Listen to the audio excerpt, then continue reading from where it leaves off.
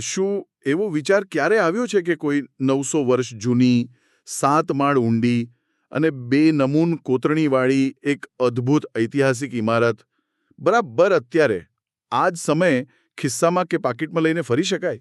અરે, પહેલી નજરે તો આ વાત કોઈ સાયન્સ ફિક્શન ફિલ્મના અશક્ય દ્રશ્ય જેવી જ લાગે, પણ હકીકતમાં આ બિલકુલ શક્ય છે. કારણ કે આજના આપણા ઐતિહાસિક સ્ત્રોતો અને નોંધ દર્શાવે છે કે વારસો એ માત્ર ભૂતકાળમાં થીજી ગયેલી ઈંટો કે પથ્થરો નથી. બરાબર છે. તે કોઈ દૂરના મ્યુઝિયમમાં કેદ થયેલી વસ્તુ નથી. તે આપણા રોજિંદા જીવનનો એક ધબકતો હિસ્સો છે. બિલકુલ. બસ તેને જોવા માટે આપણો દૃષ્ટિકોણ થોડો બદલવો પડે. હા, અને એટલે જ આજના વિસ્તૃત અભ્યાસમાં આપણે ભારતમાં આવેલી વર્લ્ડ હેરિટેજ સાઇટ્સ અર્થાત વિશ્વ વારસાના સ્થળોની એક અદ્ભુત સફર કરવાના છીએ. આપણી પાસે રહેલા સ્ત્રોતોમાં ભારતના કુલ 43 સ્થળોની નોંધ છે. પણ જુઓ, આજનો આપણો ઉદ્દેશ્ય માત્ર આ 43 નામોની કોઈ લાંબી યાદી વાંચી જવાનો નથી. આપણે એ સમજવાનું છે કે આ સ્થળો કેવી રીતે ભારતનો ઇતિહાસ, તેની વિશાળ ભૂગોળ અને માનવ ઇજનેરીને વ્યાખ્યાયિત કરે છે. હા, અને આપણો અદ્ભુત સાંસ્કૃતિક વારસો પણ. પણ મને લાગે છે કે આ બધું સમજતા પહેલા એના પાયામાં જવું ખૂબ જરૂરી છે. આ સ્થળોને વર્લ્ડ હેરિટેજ જાહેર કરવાનું આ કામ યુનેસ્કો નામની સંસ્થા કરે છે. બરાબર. સ્ત્રોતોમાં આપેલી વિગતો મુજબ યુનેસ્કોની સ્થાપના 4 નવેમ્બર 1946ના રોજ થઈ હતી અને તેનું મુખ્ય મથક ફ્રાન્સના પેરિસ શહેરમાં આવેલું છે. હા, અને આજે દુનિયાના 193 સભ્ય દેશો તેના નેજા હેઠળ કામ કરે છે. પણ અહીં એક બહુ જ રોચક ઐતિહાસિક તથ્ય સામે આવે છે. કયું તથ્ય? 1946નું વર્ષ એટલે બીજા વિશ્વયુદ્ધનો તરત પછીનો સમય. આખી દુનિયા વિનાશમાંથી બહાર આવીને માનવતાના વારસાને બચાવવાનો પ્રયાસ કરી રહી હતી. અને ભારત પણ 1946માં જ યુનેસ્કોમાં જોડાયું હતું. અરે વાહ!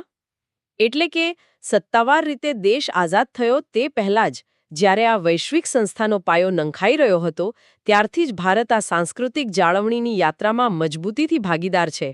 એક્ઝેક્ટલી.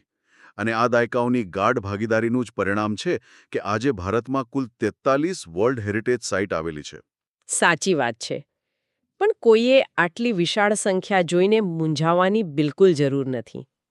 આપણે આ આખી યાત્રાને એવી રીતે ગોઠવીશું કે જેથી આખો દેશ કેવી રીતે ઘડાયો છે તેનો સ્પષ્ટ નકશો નજર સામે ઊભો થઈ જાય. તો ચાલો, સૌથી પહેલા એ પ્રશ્ન પર પાછા આવીએ જે મેં આ ચર્ચાની શરૂઆતમાં ઉઠાવ્યો હતો. ખિસ્સામાં રહેલો વારસો. હા, પેલી ઇમારત ખિસ્સામાં લઈને ફરવાની વાત. હા, આપણા રોજિંદા જીવનનો સૌથી મહત્વનો હિસ્સો એટલે આપણી ચલણી નોટો. આ ચલણી નોટો વાસ્તવમાં એક ફરતા મ્યુઝિયમ જેવી છે. ઉદાહરણ તરીકે 100 રૂપિયાની નોટ જ લઈએ. તેના પર ગુજરાતના પાટણમાં આવેલી રાણકી વાવ અંકિત છે. હા, આ રાણકી વાવ એ માત્ર પાણી ભરવા માટેનો કોઈ સામાન્ય કૂવો નથી. તે મારું ગુર્જર સ્થાપત્ય શૈલીનું એક અદ્ભુત શિખર છે.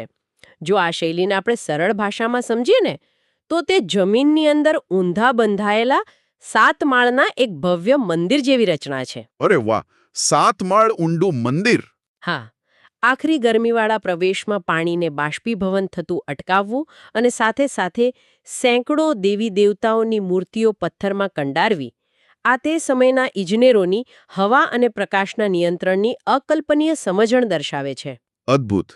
એવી જ રીતે જો આપણે 10 રૂપિયાની નોટ જોઈએ, તેના પર ઓરિસ્સાનું પ્રખ્યાત કોણાર્કનું સૂર્ય મંદિર છપાયેલું છે, જેને ઇતિહાસકારો કાળા પેગોડા તરીકે પણ ઓળખે છે. હા, અને આ મંદિર ગંગ વંશના રાજા નરસિંહવર્મન પ્રથમ દ્વારા કલિંગ શૈલીમાં નિર્મિત છે. અને આ કલિંગ શૈલીની સૌથી મોટી વિશેષતા શું છે ખબર છે? તેમાં આખા મંદિરને એક વિશાળકાય રથનો આકાર આપવામાં આવ્યો છે. બરાબર. પથ્થરમાંથી કોતરેલા 24 પૈડા અને 7 ઘોડાઓ જાણે સૂર્યદેવના રથને ખેંચી રહ્યા હોય તેવું સ્થાપત્ય છે. આ માત્ર ધાર્મિક પ્રતીક નથી, પણ સૂર્યના કિરણો અને સમયની ગણતરી દર્શાવતું એક અત્યંત સચોટ વૈજ્ઞાનિક યંત્ર છે. બિલકુલ સાચી વાત. આ શૃંખલામાં 50 રૂપિયાની નોટ પર કર્ણાટકનું હમ્પી સ્મારક જોવા મળે છે. તુંગભદ્રા નદીના કિનારે આવેલું હમ્પી અને તેનું હજારારામ મંદિર એ વિજયનગર સામ્રાજ્યની અફાટ સમૃદ્ધિની સાક્ષી પૂરે છે. અને ત્યાર પછી 200 રૂપિયાની નોટ પર મધ્યપ્રદેશમાં સમ્રાટ અશોક દ્વારા નિર્મિત સાંચીનો સ્તૂપ છે, જે બૌદ્ધ ધર્મ અને શાંતિના પ્રસારનું પ્રતીક છે. હા, અને છેલ્લે 500 રૂપિયાની નોટ, જેના પર શાહજહાં દ્વારા દિલ્હીમાં લાલ પથ્થરોથી નિર્મિત લાલ કિલ્લો છપાયેલો છે. જુઓ, જો આ પાંચેય નોટોને એકસાથે ટેબલ પર મૂકીને ધ્યાનથી જોવામાં આવે ને, તો તે માત્ર ઇમારતોના સુંદર ચિત્રો નથી લાગતા. તેની પાછળ એક બહુ મોટો તર્ક છુપાયેલો છે. એટલે કે આખું ચલણ એક વ્યવસ્થિત નકશો છે. ભારતનો ભૌગોલિક અને ઐતિહાસિક નકશો. ખરું ને? એક્ઝેક્ટલી. પૂર્વમાં ઓરિસ્સાના કોર્ણાકથી લઈને પશ્ચિમમાં ગુજરાતની રાણકી વાવ સુધી, દક્ષિણમાં કર્ણાટકના હમ્પીથી લઈને ઉત્તરમાં દિલ્હીના લાલ કિલ્લા સુધી. અને સમયકાળની દ્રષ્ટિએ જોઈએ તો ઈસા પૂર્વેના પ્રાચીન સાંચીના સ્તૂપથી લઈને મધ્યકાલીન મુગલ સામ્રાજ્યના લાલ કિલ્લા સુધીનો આખો ઇતિહાસ આવરી લેવાયો છે. હા, એટલે કે વિવિધ શૈલીઓ અને ધર્મોનું આ પ્રતિનિધિત્વ આપણી વિવિધતામાં એકતાનું સૌથી મજબૂત પ્રમાણ છે. બરાબર. તો નોટો પર છપાયેલા આ પ્રતીકોથી હવે આપણે થોડા આગળ વધીએ. અત્યાર સુધી આપણે એ જોયું કે કઈ વસ્તુ ક્યાં છે. પરંતુ હવે આ ઇમારતોના પથ્થરોમાં જે વાર્તાઓ કંડારાયેલી છે, તેની પાછળના કારણો સમજીએ. હા, કારણ કે આ વારસો માત્ર ઈંટોની ગોઠવણ નથી. તે વિવિધ સંસ્કૃતિઓ અને સ્થાપત્ય શૈલીઓની જુગલબંધીનો સંગમ છે. આ સંગમ સમજવા માટે મને લાગે છે કે ઉત્તર પ્રદેશમાં આવેલા આગ્રાના કિલ્લાનું ઉદાહરણ સૌથી શ્રેષ્ઠ છે. બિલકુલ. અકબર દ્વારા બંધાયેલો આ કિલ્લો, જેમાં પ્રખ્યાત જહાંગીર મહેલ પણ આવેલો છે, તે હિન્દુ અને ઈરાની સ્થાપત્ય શૈલીનું એક જટિલ મિશ્રણ છે. હા, એટલે કે ઈરાની શૈલીના મોટા ગુંબજ અને કમાનોની સાથે સાથે રાજપૂત અને હિન્દુ શૈલીના ટેકા, જેને આપણે બ્રેકેટ્સ કહીએ છીએ, અને કમળની આકૃતિઓનો ઉપયોગ થયો છે. હા, અને આ બંનેને ભેગા કરીને એક નવી જ ઇન્ડો-ઇસ્લામિક શૈલીને જન્મ આપવામાં આવ્યો. પણ બરાબર, તેની સરખામણીમાં જો આપણે દિલ્હીમાં આવેલો હુમાયુનો મકબરો જોઈએ, તો હમીદા બેગમ દ્વારા બંધાવવામાં આવેલો આ મકબરો આગ્રાના કિલ્લાથી તદ્દન અલગ છે. સાચી વાત. તે સંપૂર્ણપણે ઈરાની શૈલીની ભૂમિતિ પર આધારિત છે. તેમાં ચારે તરફ સમપ્રમાણતા, એટલે કે સિમેટ્રી અને ચાર બાગ પદ્ધતિનો ઉપયોગ થયો છે, જેણે ભવિષ્યમાં તાજમહેલના નિર્માણ માટેનો પાયો નાખ્યો. અને આ જ સ્થાપત્યની હરોળમાં દિલ્હીનો કુતુબ મિનાર પણ આવે છે. 72.5 મીટર ઊંચો અને 5 માળનો આ મિનાર આખા ભારતનો પથ્થર નિર્મિત સૌથી ઊંચો સ્તંભ મિનાર છે. હા, જેને ઇલ્તુત્મિશ દ્વારા પૂર્ણ કરાવવામાં આવ્યો હતો. અલગ-અલગ પેઢીઓ દ્વારા એક જ ઇમારતનું બાંધકામ કેવી રીતે આગળ વધે છે, તેનું આ જીવંત ઉદાહરણ છે. પણ અહીં મને એક બહુ જ મહત્વનો અને થોડો વિરોધાભાસી પ્રશ્ન ઊભો થાય છે. કેવો પ્રશ્ન? હા, આપણે ઇતિહાસ ભણતી વખતે વારંવાર કહીએ છીએ કે આ કિલ્લો અકબરે બનાવ્યો, આ મકબરો હમીદા બેગમે બનાવ્યો, કે પેલો મિનાર ઇલ્તુત્મિશે પૂર્ણ કરાવ્યો. ઇતિહાસ હંમેશા રાજાઓના નામ જ કેમ સાચવે છે? હા, એ વાત તો છે. ખરેખર તો રાજાઓ માત્ર તિજોરી ખોલે છે અને આદેશ આપે છે. પણ જે લોકો પોતાની કલ્પનાથી પથ્થરમાં પ્રાણ પૂરે છે, એ કલાકારોની સંસ્કૃતિ અને તેમની અથાક મહેનત વધુ મહત્વની નથી લાગતી? આ એક અત્યંત સચોટ અને ઊંડાણપૂર્વકનું અવલોકન છે. સાચો વારસો ખરેખર રાજાઓના મુગટમાં નહીં, પરંતુ પેઢી દર પેઢી કામ કરતા અદના કલાકારોની છીણી અને હથોડીમાં રહેલો છે. બિલકુલ. અને યુનેસ્કો જ્યારે કોઈ સાઇટને વર્લ્ડ હેરિટેજ સાઇટ જાહેર કરે છે ને, ત્યારે તે સત્તાને નહીં, પણ આ જ માનવીય સર્જન શક્તિને સન્માન આપે છે. આ સર્જન શક્તિને સમજવા માટે મહારાષ્ટ્રની અજંતા અને એલોરાની ગુફાઓથી મોટું કોઈ ઉદાહરણ હોઈ જ ન શકે. ચોક્કસ. અજંતાની ગુફાઓ, જે બૌદ્ધ ધર્મ સાથે સંકળાયેલી છે, તેની વાર્તા ખૂબ જ રોમાંચક છે. સદીઓ સુધી આ મહાન કલાકૃતિઓ ગાઢ જંગલોમાં છુપાયેલી રહી. છેક 19મી સદીમાં 1819ની સાલમાં જ્હોન સ્મિથ નામનો એક અંગ્રેજ અધિકારી શિકાર કરવા નીકળ્યો હતો. હા, અને ત્યારે અકસ્માતે તેણે આ ગુફાઓનું પુનઃ સંશોધન કર્યું. કલ્પના કરો કે કોઈપણ આધુનિક મશીનરી કે ડાયનેમાઇટ વિના કલાકારોએ કઠણ બેસોલ્ટ ખડકોને કોતરીને અંદર વિશાળ પ્રાર્થના ખંડો બનાવ્યા. અને કોતરકામ પણ સામાન્ય રીતે નહીં, નીચેથી ઉપર નહીં, પણ પહાડની ટોચથી શરૂ કરીને નીચે તરફ કોતરકામ. અરે બાપરે! જો એક જ હથોડી ખોટી વાગી જાય તો આખો પહાડ નકામો થઈ જાય. બિલકુલ. અને દક્ષિણ ભારતમાં પણ આવું જ અદ્ભુત કૌશલ્ય જોવા મળે છે. તમિલનાડુમાં પલ્લવ વંશના રાજા નરસિંહવર્મન પ્રથમ દ્વારા નિર્મિત મહાબલીપુરમ, જેને આપણે 7 ગુફાઓનું શહેર પણ કહીએ છીએ. હા, મહાબલીપુરમના રથ મંદિરો પણ આ જ રીતે મોનોલિથિક એટલે કે એક જ વિશાળ અખંડ પથ્થરમાંથી કોતરી કાઢવામાં આવ્યા છે. પથ્થરને જોડીને ઇમારત બનાવવી અલગ વાત છે, પણ એક વિશાળ પહાડમાંથી બિનજરૂરી હિસ્સો કાપીને અંદરથી મંદિર પ્રગટ કરવું એ ખરેખર માનવ ઇજનેરીની ચરમસીમા છે. એકદમ સાચી વાત. હવે જુઓ, અત્યાર સુધી આપણે આખી ચર્ચા માનવસર્જિત ઇમારતો, મંદિરો અને ગુફાઓની આસપાસ જ રાખી છે. પરંતુ આપણા આજના સ્ત્રોતો દર્શાવે છે તેમ વારસો માત્ર માનવ ઇજનેરી પૂરતો સીમિત નથી. હા, કેટલીકવાર ભૂગોળ અને કુદરત પોતે જ સૌથી મહાન વાસ્તુકાર હોય છે. એકદમ સાચું. યુનેસ્કોની યાદીમાં નેચરલ હેરિટેજ એટલે કે પ્રાકૃતિક વારસાનું પણ એટલું જ વજન છે. ચાલો આપણે પ્રકૃતિના કેટલાક એવા ઉદાહરણો જોઈએ જે કોઈ ઇમારત કરતાં ઓછા ભવ્ય નથી. ચોક્કસ. જેમ કે પૂર્વમાં આસામના જંગલોમાં આવેલું માનસ વન્યજીવ અભયારણ્ય અને કાઝીરંગા નેશનલ પાર્ક. કાઝીરંગા તો વિશ્વના 2/3 એક શિંગડાવાળા ગેંડાઓનું આશ્રયસ્થાન છે.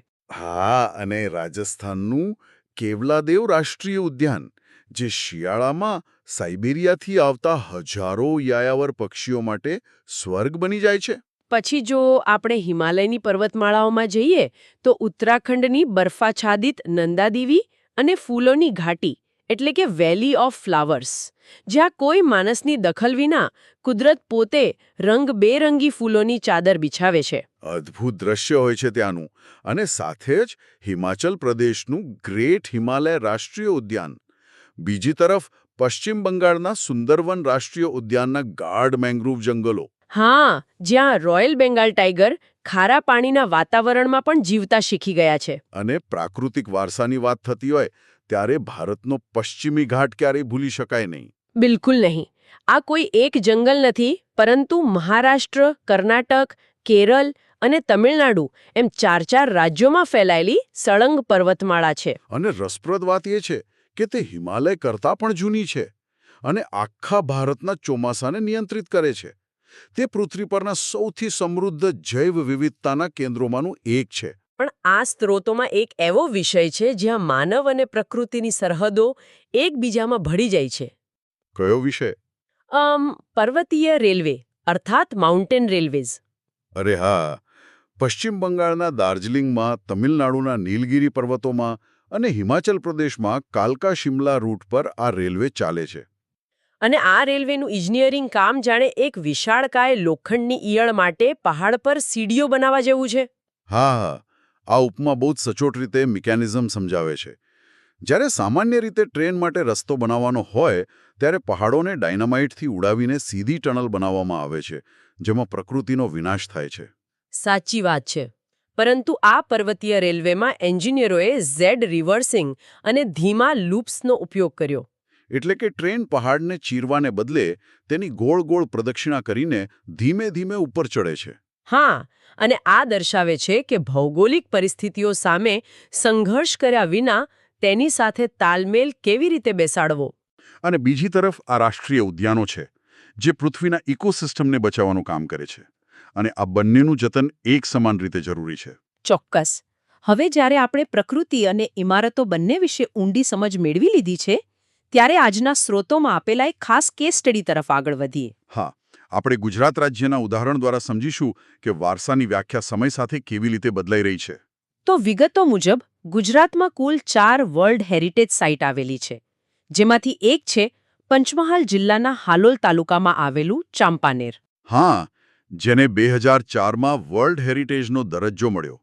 વનરાજ ચાવડા દ્વારા સ્થાપિત આ શહેર અનેક ઉતાર ચઢાવનું સાક્ષી રહ્યું છે. અને મોહમ્મદ બેગડાના સમયમાં તે મોહમ્મદાબાદ તરીકે પણ ઓળખાતું હતું. તેમાં હિન્દુ અને ઇસ્લામિક સ્થાપત્યનું અદ્ભુત સંયોજન જોવા મળે છે. અને બીજી સાઇટ છે પાટણની રાણકી વાવ, જેના અત્યંત આધુનિક વોટર મેનેજમેન્ટ વિશે આપણે અગાઉ વાત કરી. બરાબર.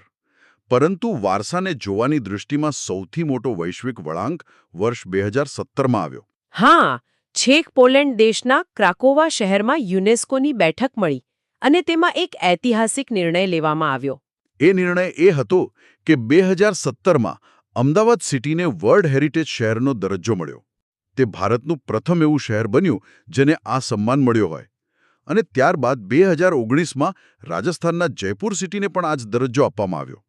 જો કે આ નિર્ણય કોઈને પણ થોડો આશ્ચર્યજનક ચોક્કસ લાગે.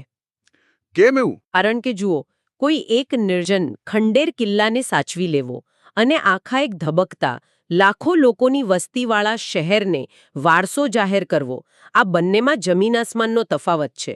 જ્યાં લોકો રહે છે, ગાડીઓનો ટ્રાફિક છે, રોજ નવા કોમર્શિયલ બાંધકામો થાય છે, તેને હેરિટેજ કેવી રીતે ગણી શકાય? આ પ્રશ્ન તો બહુ વ્યાજબી છે. તો પછી આનો જવાબ શું છે? આ પ્રશ્નનો જવાબ એ સમજાવે છે કે આંતરરાષ્ટ્રીય સ્તરે વારસાની વ્યાખ્યા કેટલી વિશાળ બની છે. હેરિટેજ એ માત્ર ભૂતકાળમાં થીજી ગયેલી વસ્તુ નથી, તે એક જીવંત પ્રક્રિયા છે. અમદાવાદને આ દરજ્જો મળવા પાછળનું મુખ્ય કારણ ત્યાંની પોળ સંસ્કૃતિ છે. અરે હા, અમદાવાદની પોળ. જો તેની પાછળનું વિજ્ઞાન આપણે સમજીએ તો અમદાવાદ એક અત્યંત ગરમ આબોહવા ધરાવતું શહેર છે. પરંતુ પોળના મકાનો એવી રીતે એકબીજા સાથે જોડાયેલા છે કે જેથી સીધો તડકો ઓછો પડે અને રસ્તાઓ પર છાંયડો રહે. હા, અને લાકડાનું કોતરકામ, ઘરમાં હવાના પરિભ્રમણ માટે ખુલ્લો ચોક અને વરસાદી પાણીના સંગ્રહ માટે ઘરની નીચે બનાવેલા પેલા ટાંકા. એક્ઝેક્ટલી. આ બધું શું છે? આ 600 વર્ષ જૂનું સસ્ટેનેબલ આર્કિટેક્ચર છે. આજે જ્યારે આધુનિક શહેરો કાચ અને કોન્ક્રીટની ઇમારતો બનાવીને મોટા એર કન્ડિશનર પાછળ વીજળીનો વ્યય કરે છે, ત્યારે આ જૂના શહેરો પર્યાવરણ સાથે સુમેળ સાધીને જીવવાનું ઉત્તમ ઉદાહરણ પૂરું પાડે છે. એટલે કે વારસો એ લોકોથી અલગ નથી, લોકોની રહેણીકરણીની વચ્ચે જ રહેલો છે. અદ્ભુત. તો આજની આ ચર્ચાના તમામ સ્ત્રોતો ધીમે ધીમે એક સંપૂર્ણ ચિત્ર રજૂ કરી રહ્યા છે. આખા વિસ્તૃત અભ્યાસના સારાંશ પર નજર કરીએ તો હા, આપણે શરૂઆત ક્યાંથી કરી હતી? 1983માં અજંતાની ગુફાઓ અને આગ્રાના તાજમહેલથી ભારતના સ્થળોને આ યાદીમાં પ્રથમ વખત સ્થાન મળવાની શરૂઆત થઈ. અને આ યાત્રા છેક 2023માં પશ્ચિમ બંગાળના શાંતિનિકેતન સુધી પહોંચી. જે રવિન્દ્રનાથ ટાગોરની ખુલ્લા વાતાવરણમાં શિક્ષણ આપવાની દૂરદેશીનું પ્રતીક છે. બરાબર. અને આ 4 દાયકાની સફરમાં આપણે ઘણું બધું આવરી લીધું. હા, કર્ણાટકના પટ્ટદક્કલ સ્મારક સમૂહથી લઈને તેલંગાણાના કાકતીય રુદ્રેશ્વર એટલે કે રામપ્પા મંદિર સુધીની સ્થાપત્યની અદ્ભુત શૈલીઓ આપણે જોઈ. ગોવાના ભવ્ય ચર્ચથી લઈને મુંબઈના છત્રપતિ શિવાજી ટર્મિનસની વિક્ટોરિયન ગોથિક શૈલી. અને ચંડીગઢના કેપિટલ કોમ્પ્લેક્સમાં જોવા મળતા આઝાદી પછીના મોડર્ન આર્કિટેક્ચરના પુરાવાઓ પણ જોયા. બિલકુલ. પણ માહિતીના આટલા મોટા સાગરને સમજ્યા પછી એક સ્વાભાવિક પ્રશ્ન ઊભો થાય. શા માટે કોઈએ આ બધું જાણવું જોઈએ? શું આ બધું માત્ર કોઈ સ્પર્ધાત્મક પરીક્ષાઓમાં માર્ક્સ લાવવા માટે છે કે કોઈ મીટિંગમાં સામાન્ય જ્ઞાન બતાવવા પૂરતું સીમિત છે? અરે બિલકુલ નહીં. આ માહિતી એ સમજવા માટે છે કે આપણો આજનો વર્તમાન સમય કયા મજબૂત ઐતિહાસિક પાયા પર ઊભો છે. આજની ડિજિટલ દુનિયામાં જ્યાં માહિતી રોજ બદલાય છે અને ભૂલાઈ જાય છે, ત્યાં પથ્થરોમાં કંડારાયેલી આ વર્લ્ડ હેરિટેજ સાઇટ્સ આપણા સાંસ્કૃતિક જીપીએસ સમાન છે. સાંસ્કૃતિક જીપીએસ? બહુ સરસ શબ્દ વાપર્યો. હા, તે માત્ર એ જ નથી બતાવતી કે આપણે ક્યાંથી આવ્યા છીએ, પરંતુ સંસ્કૃતિ તરીકે આપણી દિશા કઈ છે તે પણ સ્પષ્ટ કરે છે. અને આ સાંસ્કૃતિક જીપીએસના ખ્યાલ પરથી જ આજના સ્ત્રોતોના ઊંડા વિશ્લેષણના અંતે એક બહુ જ વિચારવા જેવો પ્રશ્ન અહીં ઊભો થાય છે. કેવો પ્રશ્ન? જુઓ, આપણે ઈસા પૂર્વે 3જી સદીના સમ્રાટ અશોકના સાંચીના સ્તૂપ સાચવ્યા છે. આપણે મધ્યકાળના મુગલોના કિલ્લાઓ સાચવ્યા છે. અને છેક 19મી સદીના અંગ્રેજોના સમયના બાંધકામો જેમ કે 2018માં મહારાષ્ટ્રના મુંબઈમાં આવેલા વિક્ટોરિયન એન્ડ આર્ટ ડેકો એસેમ્બલીને પણ આપણે વારસા તરીકે સન્માન આપ્યું છે. હા, સાચી વાત છે. પરંતુ જરા ભવિષ્ય તરફ નજર કરીએ. ધારો કે આજથી 500 વર્ષ પછી એટલે કે 26મી સદીની આવનારી પેઢી પાછળ વળીને આપણા આજના સમયગાળા તરફ જોશે તો 21મી સદીના આજના સમયમાં આપણે એવી કઈ વસ્તુનું નિર્માણ કરી રહ્યા છીએ જેને ભવિષ્યનું યુનેસ્કો વર્લ્ડ હેરિટેજ તરીકે સ્વીકારશે? અરે બાપરે, આ તો બહુ જ ઊંડો પ્રશ્ન છે. હા, કારણ કે શું 40-50 વર્ષમાં જૂના થઈ જતા આપણા કાચના મોલ અને કોન્ક્રીટના ઓવરબ્રિજ વારસો બનવાને લાયક છે? કે પછી આપણે અનંતકાળ સુધી ટકી રહે તેવું કંઈક નવું સર્જન કરવાની કળા ક્યાંક ભૂલી ગયા છીએ? ખરેખર આ એક એવો પ્રશ્ન છે જેણે મને પણ વિચારતી કરી મૂકી છે. આ જ વિચારતા કરી મૂકે તેવા પ્રશ્ન સાથે ઐતિહાસિક વારસાની આજની આ ઊંડાણપૂર્વકની ચર્ચા આપણે અહીં પૂરી કરીએ છીએ. આશા છે કે હવે જ્યારે પણ 10 કે 100ની ચલણી નોટ હાથમાં આવશે ત્યારે તેમાં છુપાયેલો 900 વર્ષ જૂનો ભારતનો નકશો